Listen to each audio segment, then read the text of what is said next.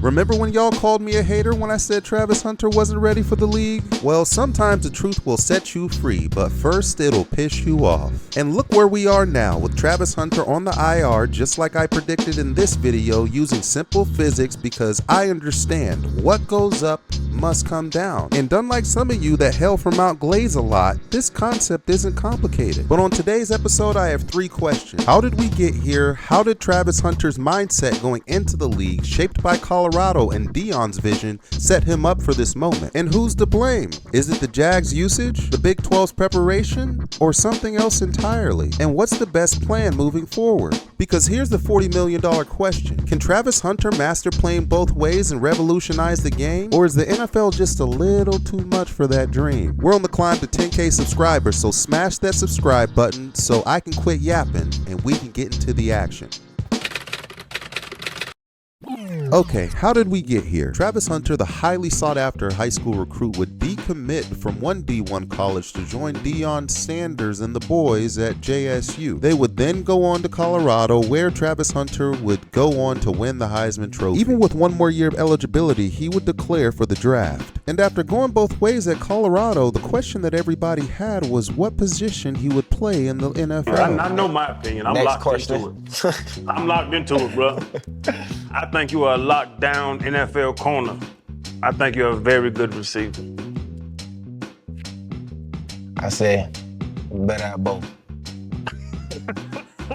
Better have both. Do you anticipate to play both at the next level? I want to play both. You know, a lot of people told me I wasn't going to do it at the college level, and I ended up doing it. Yeah. So I know it's on. And it seemed every time he was asked the question, the answer was similar. Nah, I don't want to pick one side I don't want to pick one side, man. I've been playing both sides my whole life. That's all I know. Okay. Always. And you got to line up across from Tyreek Hill man coverage, guard him a whole 10 plays. Then you got to switch sides and try to do a Jalen Ramsey. You think you built like that? Y'all don't understand. Like the NFL game is a lot slower than college. We're not getting 110 snaps a game. Which he wasn't wrong. The game is slower and normally there aren't as many snaps played. However, the fallacy in his logic here was not taking into account the 17 games as well as the juxtaposition of possibly having to make a postseason run. Let's do the math real quick. In college, 110 snaps for 12 games is 1,320 snaps. For the NFL, I had a conservative guess of 65 snaps for 17 games, which is 1,105 snaps on the low end. Sounds manageable, right? Wrong. Because in college, you get an off season. In the NFL, you're in meeting rooms, film study, and practice reps on both sides of the ball. Your body never peaks, it just breaks. Not to mention 2 of the freak accidents that we already had happen with Cam Scatterboo and Tyreek Hill. And many pros weighed in on the situation. When you look at Travis Hunter coming in from Colorado, and everybody's saying he's going to play wide out and corner, I started thinking, not in this heat, man. He believed in himself, and I think he can do it, but I'm not sure, he's their number 2 overall pick. I don't think they're gonna try to wear him out as much. They're gonna try to manage him and make him a focal point on one side of the ball, wherever it may be. But at the same time, they're gonna do use his strengths to his advantage. But I think they're gonna try to take care of him as much as he can. I'm sure he's a prideful guy. He want to do it, but it's a different beast, man. It's a different beast. Do you think Travis Hunter can play both sides in the NFL? Absolutely. I heard the most tape from Richard Sherman that he said he didn't believe that he could do it. Come on, Richard. You think of Travis Hunter playing both receiver and DB at Colorado? You think it's feasible in the league, or do you think it's no? Hell no. You know that, right? You talk crazy.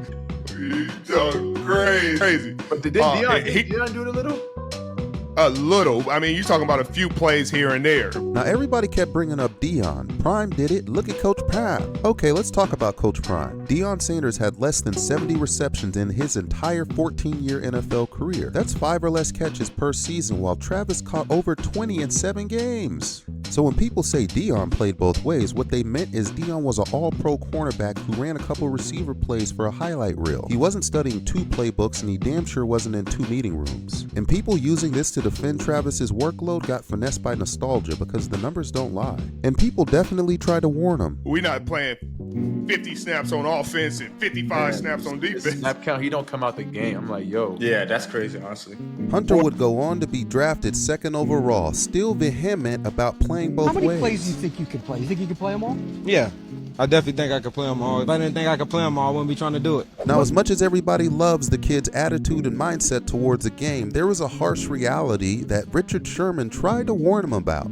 You know what I mean? Not that you can't play receiver in the National Football League, but I don't think you need to play 50 snaps at receiver to get your point. You know what I mean? Gotcha. You could play 20, 25 snaps and get the ball 8, 9 times and then go play corner, because the league is fickle and funny. Like, they see you doing that, they gonna send a number 4 receiver and then just run your own go routes until your hamstring and then put Justin Jefferson Which in is front. very different in contrast to how Deion said he should be played. Okay, it's just going to be a fool to have him on the sideline and your secondary is getting bombarded and he's over there. Or a fool that has him on the sideline and you can't move the ball and he's sitting there right next to the coach. That don't make any sense to me. Okay, so you would play him, say, 70% of the offensive snaps? Yeah, all day long. Okay. Even on, all day long. Every day the end was with a Y, I would play it. Okay. And this is where we would eventually run into a problem only a few games into the season, because regardless of the number of snaps he was playing, many had questions if he was being used effectively. Do y'all think Travis Hunter's play style will work out? Great question. Can we have a real conversation? Hell no. Hell no. Whoa. The Jags need to figure out how they're using Travis, and they need to use him more efficiently. If you're going to play him a wide receiver, get him the football. Get Travis Hunter the football like the Commanders and previously the 49ers got Deebo Samuel the football. I need now screens. I need tunnel screens. I need jet sweeps. I need reverses. Get him touches when he's out there.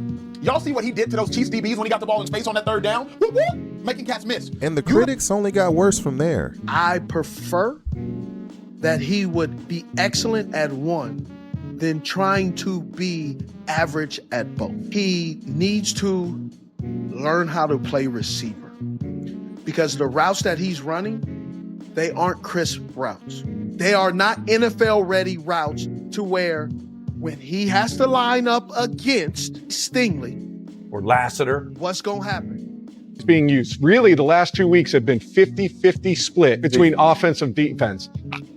I'm not in love with it. Don't put too much on a young player and not see the fruits of what their talent can provide. Liam has been pissing me off. 1 second, Skip. What exactly is in that? That's a little energy, Skip. What proof is the energy? First, I think he is a pro, but Liam is an offensive-minded guy, and he just going about it the whole wrong way. He biased. He want him to be so good at receiver. I think he just throw defense on the back burner. If I was the head coach of the Jags, we'd still be 3-1, and Travis would be the front runner for the MVP. Starting at corner, he is elite. He is a top 15 corner in the league right now if you let him practice and let him learn all the little NFL nuances of playing corner. With all that being said, it was clear as day that he wasn't being used as effectively as possible, and not to mention playing almost 80 snaps some games, without seeing a giant amount of production from him personally, but the Jaguars were winning, so it seemed like a minor detail that would go overlooked. But that's when it all happened. It's on the offensive side. Everything's rolling, and we're thinking to ourselves, wait a minute, Travis Hunter's about to do something that we've never seen before. He might not be as good this year at both these positions. He's certainly splashy and everything like that. About LCL is torn, and he has been put on the bench basically for the rest of the season to get healthy and to gear up for next year. As I mentioned earlier in the video, what goes up must come down. And the craziest part about this injury is that it happened in practice. Also, wasn't a freak accident as the ones that I mentioned before. Now, let me explain why I called this months ago, and why it wasn't hate, it was biology. See, anybody who's trained seriously for anything understands one fundamental truth. You cannot be peaked year-round. It's impossible. Let me break this down using boxing and MMA, because these sports understand it better than anyone else. When a fighter enters camp for a big fight, everything is calculated into cycles. Cycle 1, cardiovascular base, building up the gas tank, long run, swimming. Your body is not in peak performance yet. You're simply laying a foundation. Cycle 2, explosive strength. Heavy weights, plyometrics. Your cardio might dip a bit here because you're shifting focus. Cycle 3, technical work and sparring, putting it all together. Timing, reflexes, this is where everything peaks. And then fight night. One night, all that training for one night. And after that, recovery, because biology demands it. Now imagine if Canelo Alvarez was asked to fight every Saturday night for 5 months straight. What would you expect to happen? But the problem with professional football and even basketball is that athletes are asked to stay peaked for 4 or 5 months straight. This is not natural, and specifically what Travis Hunter was attempting, biology dictates that you cannot maintain maximum output without a recovery phase. When you try to redline the human body for 17 weeks without a drop-off, especially playing double snaps, you aren't just risking injury, you're mathematically guaranteeing it. So for those of you that were so dead set on him being able to accomplish this without any repercussions, never played anything in your lives but Jack and Jill. But that aside, there was another major problem that I missed in my original analysis. To me, where communication has to be at its ultimate, has to be at its peak. Right. I think the 4th and 2 play, is he wrong? I'm not 100% sure, but somebody's wrong because the ball's thrown in the flat on 4th and 2 to the quarterback's right, the defensive left. Every team knows defensive left with a right-handed quarterback on 3rd and short or 4th and short. That's the number one target. They're going to attack that area. So for that to be wide open, either he's supposed to be in the flat or the linebacker's supposed to be in the flat. Maybe they would have knew that in Friday's practice or Friday's meeting if he would have been in there. Right. So that's what we all said we were worried about with him coming and trying to play on offense and defense. Yes, you can do both in the game, but in the meeting rooms, you can't be in 2 places at once. Richard Sherman also made a very similar point with Travis in his interview, but I don't think Travis really understood what he was saying. Friends, you out there with your brothers. So there's a different kind of love and respect. When they make a mistake or you make a mistake, ain't nobody coming up to you like, man, what the F you doing? Like, come on, get it together. It's more like, hey, I know you better than that. You know you better than that. Come on now, baby. Hey, come on. We about to get it this next play. They don't know who they messing with. They didn't woke you up now, and it's just when you out there like that and you trust in each other and you playing together and you pushing each other and you want the best, you're willing to sacrifice. So I hit a 350-pound tackle if it means turn the ball back and get it to Cam and he making a tackle. Like if that's a sacrifice I need to make, that's what's going to happen. And so we did that for a long time and we did that with other guys. And it just works out really well, and it was a blast, and it was a blessing to be able to play with those boys. And whether on offense or on defense, you have to be in sync with your guys, as well as being able to learn on the fly based on what the game is giving you. And as a side point, I want to bring up Troy Polamalu for a second, and not to discount his success whatsoever, but he was able to be as successful as he was because he had Ryan Clark and Ike Taylor on both sides who were great DBs. And some of the guessing games that he played with being able to come off the edge and get sacks was backed up by having competent players around him that he had good chemistry with. And just in general, especially on the defensive side of the ball, you have to let yourself get into a rhythm. You have to get into the flow of the game. You have to get your corner legs underneath you and get the rhythm of the game. You get the rhythm of the receivers you're covering. If you're going to take their best and you're going to travel with him, whatever you're going to do, you have to start to mirror him and figure him out. I know I need rhythm. You throw, I know you don't throw me no fire. You come into a fire on 3rd and 5. I know, understand if it's like, okay, it's an emergency, But if you don't throw me that fire for that, and you talking about come up here and press a guy or this and that, and he up top or chop me, I'm almost mad at the starter. Let him get a rhythm. Let him start the drive and finish the drive if that's how you gonna play him. But to put him in a couple plays, take him out a couple plays, put him in a couple plays, that's not the way to do it. And as a corner, it's the hardest position in football. Like and you talk about receiver and corner. Corner's the harder position of the two. It's not really up for debate because of what you just said. Like I'm not getting a break. It may be a 15-play drive. I'm probably playing 15 plays. All 15. So because of this, the Jaguars ended up with a player with no physical chemistry or mastery of either side of the ball. At the same time, Travis's brain is frying trying to master 2 playbooks at once instead of using him in spurts on offense as many of the pros already suggested. And then I would just packaging for offense. I don't think you need to learn this side first for 4 years. Fuck all that. You got amazing ball skills. How can I use, you got amazing short space quickness. How can I use those? Packaging for 3rd down. That's a small little 10, 15 plays. I'll give you 10, 15 plays for 3rd down. I'll give you 8 to 10 plays for the red zone. You can use your short space quickness. They're going double 7. We know they're going double 7. It's 3rd and 5. 75% of the time you're going to see man, right, Cody? Yep. It's 3rd and short. We probably going to see man. But who's really to blame here? Because the reality is Travis Hunter didn't draft himself. He didn't call the plays and he sure as hell didn't make his own schedule. So who's holding the smoking gun here? Because when you pull back the layers, you'll realize he was set up for a crash well before he started in a Jaguars uniform. And to find the real culprit, you can't just look at the scene of the crime. Sure, it's easy to point fingers at the Jaguars coaching staff, but that's looking at the executioner and forgetting about the judge. To understand how Travis Hunter ended up sitting on IR right now, you have to understand the programming he received long before he was drafted. Programming that was manufactured by none other than yours truly. Definitely do that. I mean, he's gonna do that, or they shouldn't draft him. Don't do that. And I'm gonna make sure of that. Don't draft him. If you're not gonna give him an opportunity to play on both sides of the ball. This other stuff, but there have been far more talented guys that could play both ways than Travis Hunter. And I think it was irresponsible for Deion not to counsel this young man that, hey, we need to be careful. You got a long NFL career ahead of you. Me playing you all these snaps here is not what's best for Travis Hunter. It's what's best for Travis Hunter's ego, and it's best for Deion's ego, and maybe winning an extra game or two and helping One Deion. would think that a 10-year NFL vet would understand that the NFL is a different level than the Big 12 in college football.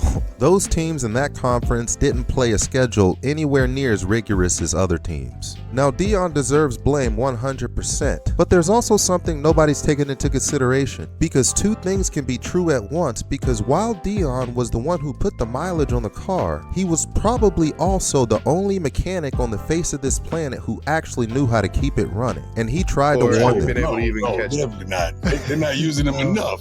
Like, you know, like, I seen it with my own eyes on an everyday basis for 3 straight years. So I know what he's capable of, and I know how you got to take care of him.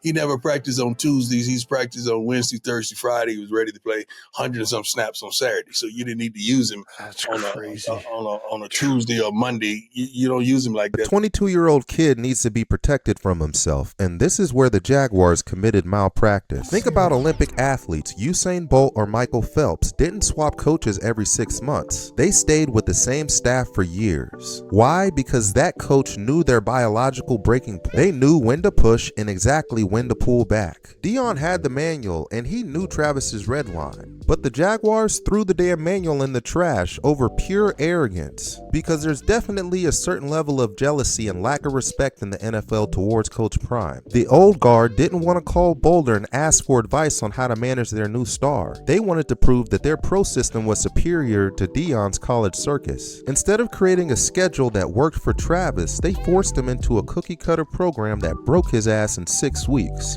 If they had put their egos aside and asked Prime a couple questions, we wouldn't be talking about IR right now. It might have been correlation, or it might have been causation. That's how I always ask myself. Coincidence, causation, correlation. But regardless, he got hurt.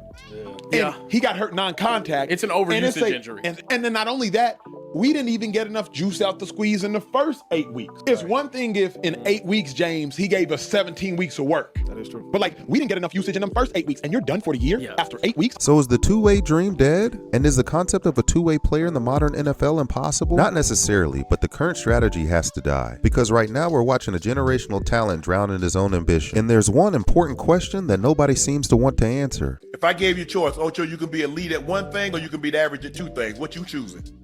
I'm going to be a leader at that one thing.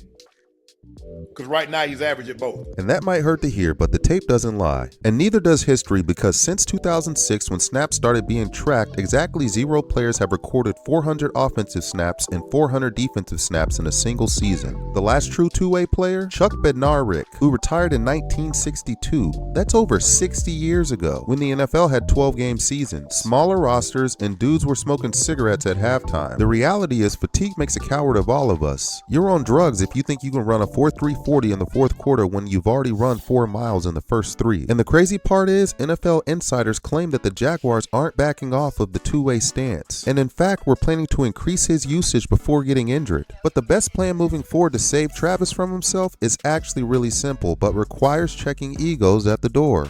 Step 1, make him a full-time cornerback. Why? Because elite shutdown corners are a hell of a lot harder to find than decent slot receivers. That's his moneymaker, and more importantly, his ticket to the Hall of Fame. In step 2, you treat him as an offensive weapon, not a position. You don't play him 50 snaps at receiver, more like 5 to 8. You use him in the red zone and in crucial third down situations. He then becomes a boogeyman that defenses have to panic about for a few plays a game. Not the guy jogging routes because he's gassed. Travis Hunter can still revolutionize the game, but he can't do it trying to be two players at once. He has to do it by being one elite player who just so happens to be dangerous everywhere. But that's just about all I got. Run on your toes, keep your mouth closed, lock your doors, and save your throws, and most importantly, you live to fight another day.